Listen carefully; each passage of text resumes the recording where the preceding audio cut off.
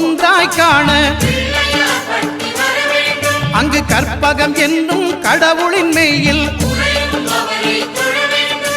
சூரியன் முதலாய் 9 கிரகமும் பலவித குணங்களை கொண்டிருக்கும் எங்கள் கற்பக தருவில் அவை வரும்போது ஒன்றாய் சேர்ந்து பலனளிக்கும்.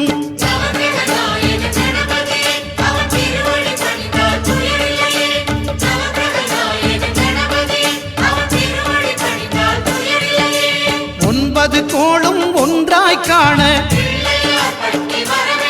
அங்கு கற்பகம் என்னும் கடவுளின் மெய்யில்